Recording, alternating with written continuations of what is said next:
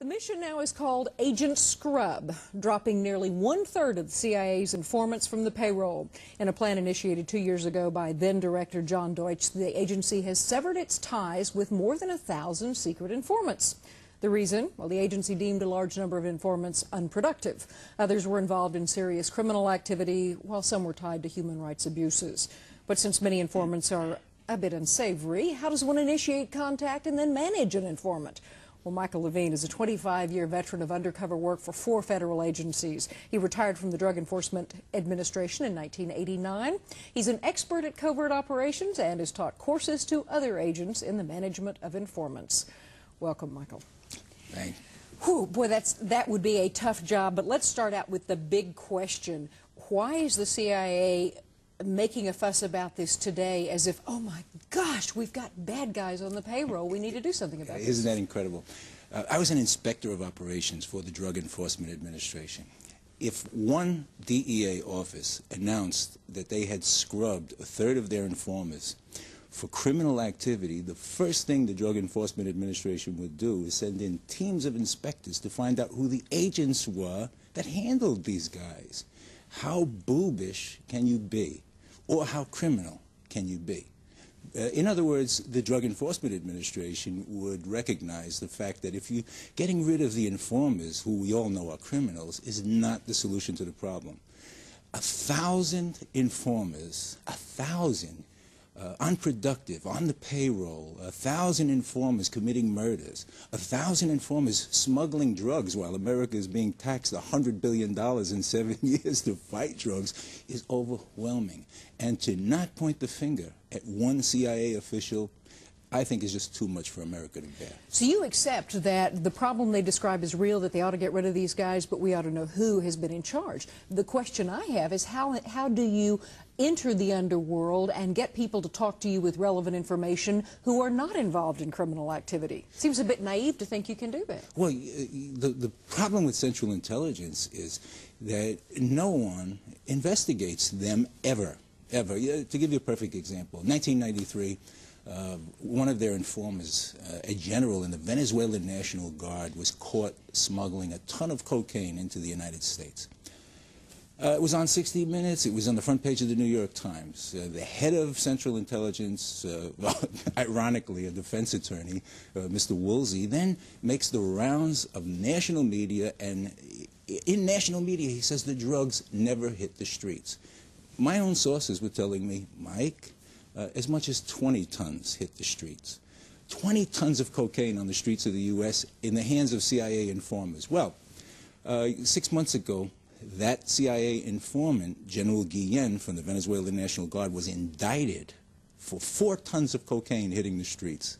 So they lied to us. What makes the difference between using someone like that and indicting someone like that? Because obviously while you're using them, you know what they're doing. Absolutely. When do you decide to indict? In this particular case, Central Intelligence was caught so red-handed that, and you're a judge, listen to the facts of this.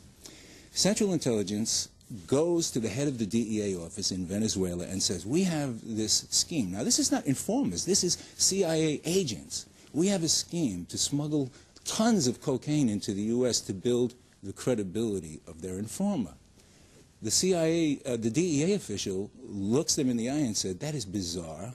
That is a boob idea, the equivalent of dropping an A-bomb on New York to see what damage it'll do. Well, that's not enough for the CIA.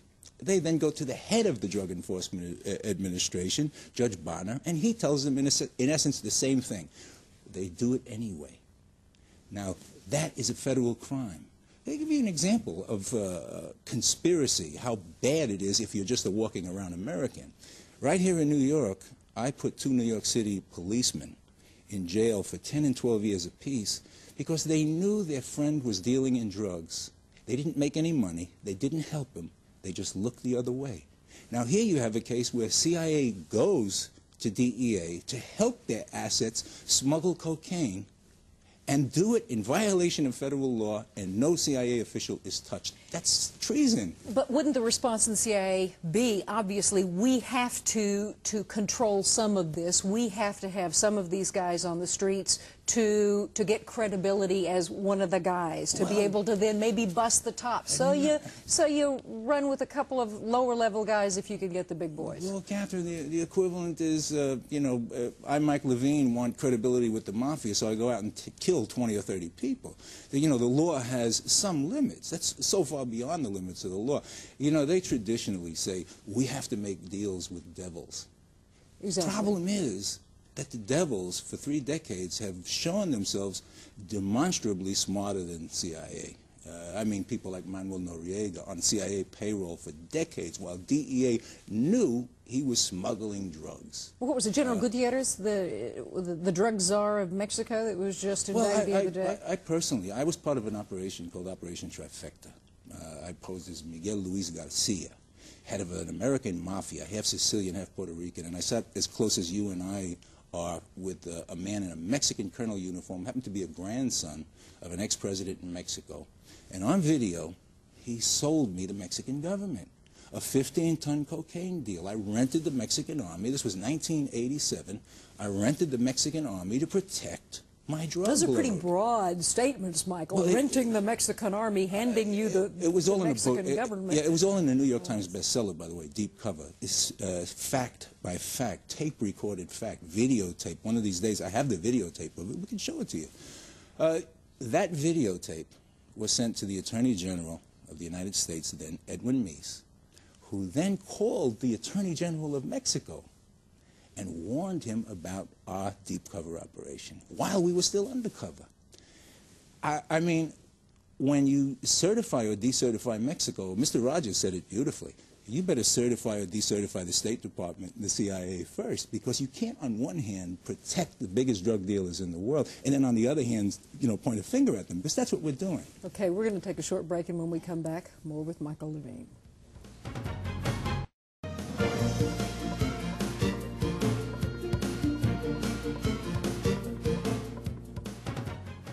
Welcome back. I'm continuing my conversation about paid government informants with former DEA agent and author of the book Triangle of Death, Michael Levine. Michael, talk to me about the use of informants. You've taught courses on how to manage, how to deal with these people. First of all, how necessary are informants? And secondly, how do you manage them? Well, how necessary are they? You'll find right now that at least 95% of all drug cases are informant generated. How necessary are they? They're very necessary. The first line in the lecture on handling informants is never trust an informant.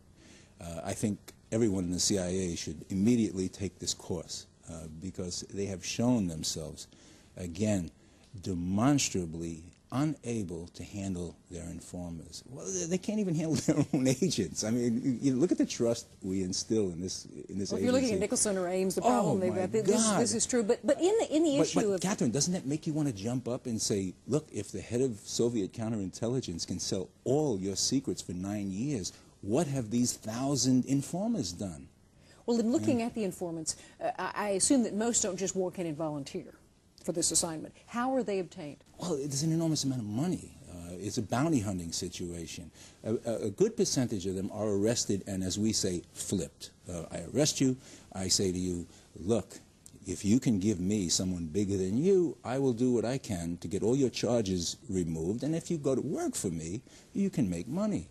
And what informers quickly learn is that they can make a hell of a lot more money working for the government than they can selling drugs, and it's safer. What kind of money are we talking about? Oh, we're talking, I just did a documentary film for a German company who found a German who came to the U.S.